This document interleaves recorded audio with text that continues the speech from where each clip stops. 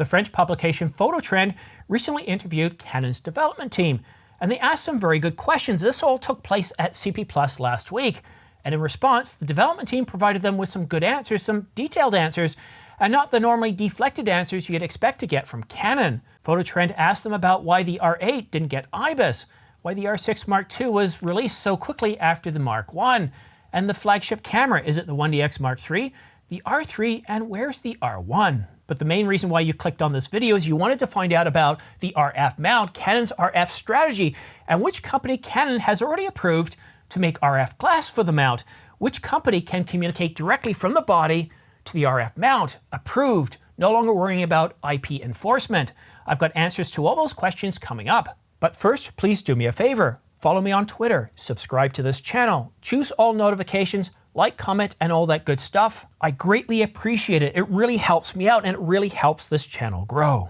Canon provides insight into the R3 as being their flagship camera, the status of the R1, and why the R6 Mark II was released so quickly after the Mark I, and many other nagging questions, such as why the Canon EOS R8 didn't include IBIS. But most importantly, they addressed their clampdown of third-party lens makers and announced the first company approved to make lenses for the RF mount. The interview is done in French, so I'm going to be using Google Translate, but some of the translations didn't go quite well, so I'm going to manually translate those sentences to better convey the message. The first question is, which is Canon's true flagship camera? Is it the DSLR, the 1DX Mark III, or do they consider the mirrorless camera, the Canon EOS R3, as their flagship camera? Well, this is what Canon had to say. The top camera is clearly the EOS R3, which I'd call the flagship camera. Comparing the EOS 1D and the EOS R3 together, the R3 is the equivalent in terms of advanced functions, so the EOS R3 deserves the name flagship. But the main reason why we named it with a 3 is because we're currently developing a 1, and this will be our top flagship model. Whenever we've talked about the R1 on this channel, the R3 or the 1DX Mark III, it always comes down to talking which is Canon's true flagship camera. Is it the 1DX Mark III, which carries that 1 series? It's all about being their flagship line, but then we have the R3, not a 1 series, but a 3 series. A 3 series is a camera we haven't seen from Canon in a long time. And I said, if we looked at the specifications of that camera, its capabilities, everything that it can do, it's acting like the substitute teacher for the R1 when it comes out, and it's currently the de facto flagship camera, not the 1DX Mark III. Well, Canon clearly agrees with me, and they're saying that right now, for all intents and purposes, the R3 is their flagship camera. It's standing in for the R1, which is still being developed, and that was what I found interesting. Canon Rumours has said that the R1 is supposed to be coming out in 2024, before the Olympics, and this seems to back that up, that they're still developing. It's currently in progress. They're still developing the Canon EOS R1. Wow, that's incredible. They've been developing the R1 for many, many years. Sony introduced their Alpha 1 several years ago, and well, the Nikon Z9, it's getting up to 2 years. Well, it's a year and a half. It'll be 2 years in October. But Canon is still developing the R1, and it looks like that rumor that the R1 will come in 2024, based on what Canon's development team is saying here, well, it looks like it's bang on. But what about the market? What is Canon's view of the marketplace? When asked about the current trends in the camera market, Canon said that the camera market continues to shrink, but we believe it's bottomed out and will stabilize over the next 2 to 3 years. The number of interchangeable lens cameras sold has increased from 5.5 million units to 6 million units in the last 2 years. We expect this trend to continue this year as the decline of DSLR slows and mirrorless cameras grow. Users are increasingly turning to video, and also, if we look at the future, 2D alone isn't enough. The next step is naturally 3D, virtual reality, augmented reality, and we must keep an eye on those trends. I'm really curious to see what Canon brings out in terms of virtual or augmented reality in their next upcoming cameras, such as the R5 Mark II or their flagship camera, the R1. What sort of outcomes, what sort of capabilities can we expect to see? Companies like Apple have, well, doubled down on virtual reality or augmented reality, and it's becoming a big thing, whether you use it or not, or whether I use it or not. But one thing I'd like to know, do you use virtual reality, augmented reality, or is it on your roadmap for the next 2 to 3 years? Let me know in the comment section down below. But now let's turn to the Canon EOS R8. Why did Canon not include IBIS in that camera, a camera that costs around $1,500? Well, here's what Canon had to say about that. With IBIS, the camera becomes heavier and more expensive, and since the EOS R8 is an entry-level full-size machine, I want to emphasize its small size and lightweight.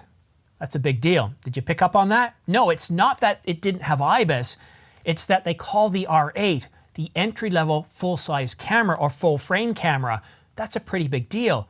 What that tells us is that there isn't going to be a successor to the Canon EOS RP, a camera that sells for around $899 or $999, a rumor that we've been talking about for many years, that Canon had planned a successor to the Canon EOS RP, a camera without a viewfinder.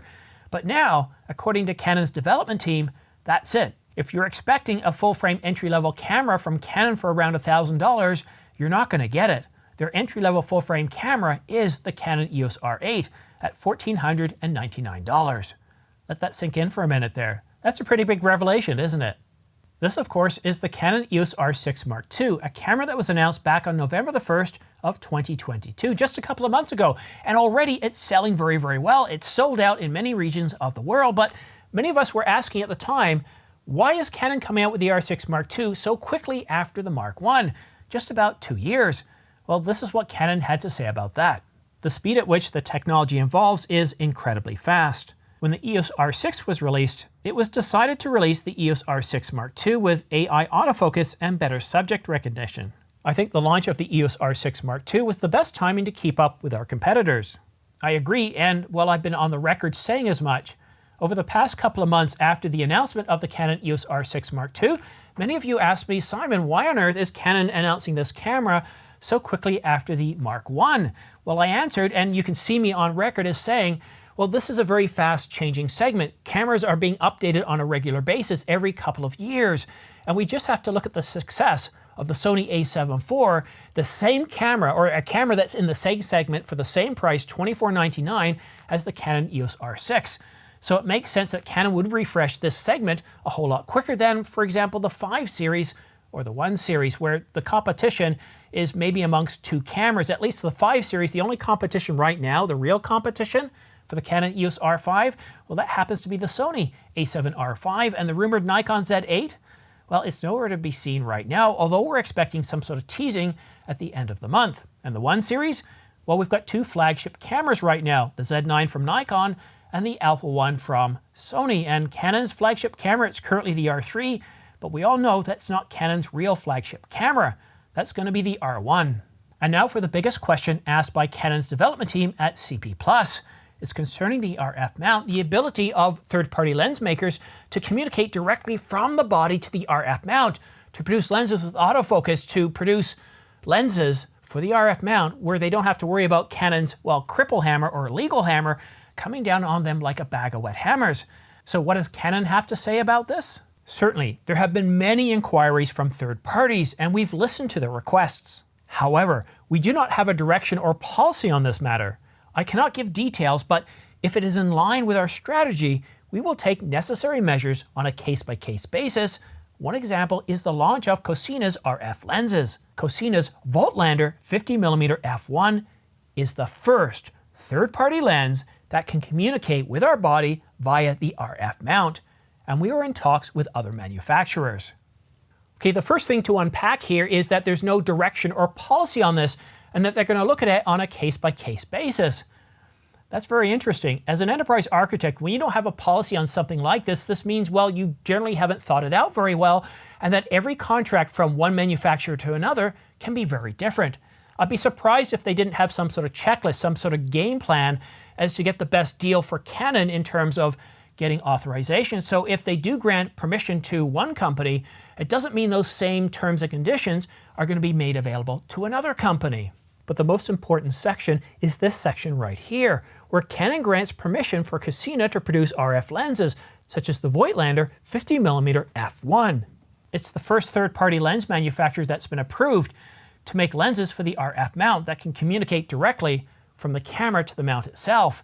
And the last thing that's really important in this quote here, they are in discussions with many other, well, lens manufacturers. There are quotes out there from Sigma and Tamron and others saying they don't really know what Canon's plans are. Well, I can tell Sigma and Tamron right now that Canon is in talks with other companies. So if you're not talking to Canon, you probably want to get into that conversation.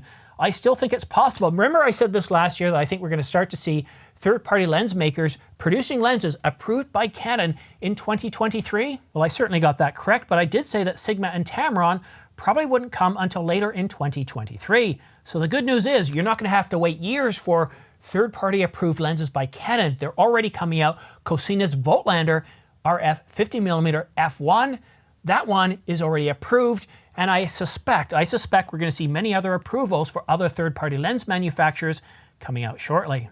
And lastly, our last question that I want to focus on is Canon's plans for 2023. What are their goals? What is their strategy? And Canon's development team had this to say. Canon wants to gain share in the mirrorless camera category of interchange lens cameras. And this is our main goal for 2023. In terms of hardware, it's an initiative for VR or AR or augmented reality and virtual reality. And if we take a look at Canon's global strategy, and this is further emphasized in Canon's initiatives for year 1, phase 6 of their strategy. Take a look at their first initiative, the second clause in the first sentence. Launch a new virtual reality image production system, the EOS VR system. So there you go, we finally have an update to many questions, and thanks to Photo Trends for asking all these detailed questions, but thanks to Canon for providing us with detailed answers and not sidestepping the questions, not giving us ambiguous answers and leaving us scratching our heads, getting frustrated. The Canon EOS R8 is Canon's entry-level full-frame camera. We're not going to be seeing a camera between the RP that was announced back in 2019, and the Canon EOS R8. That's it. And third-party lens manufacturers? Well, one of them has already been approved, and that's Cosina's Voigtlander 50mm f1, with many others in discussion right now, likely to be coming out with announcements and lenses here in 2023. So pretty exciting stuff. And if you want to stay up to date on all the latest camera news and rumors, do yourself a favor and me, subscribe and choose all notifications. And when it comes to those subscriptions, they really do help this channel grow. When you interact, when you share on Twitter or Facebook or other social media sites, all this helps this channel grow. It feeds into the algorithm on YouTube, and it's all about getting you to stay and watch and find my content interesting enough to share it out with others, because when more people watch, when more people share, YouTube says, oh, more of your regular subscribers are watching the content, so I'm going to put this out to other people, and then eventually the channel starts to grow. So it really does help me out. And by choosing all notifications, as soon as I publish a new video like this one here, you'll get notified by YouTube so you can stay up to date on all the latest camera news and rumors. But make sure you check your junk folder or spam folder, because a lot of times YouTube sends out a lot of these messages, up to 3 a day, and sometimes they get trapped in spam or junk. And thank you for everybody watching this video. Thank you for supporting me using my affiliate links. Don't forget to subscribe and follow me on Twitter. But that's it for now. Thank you so much for watching. We'll see you again soon.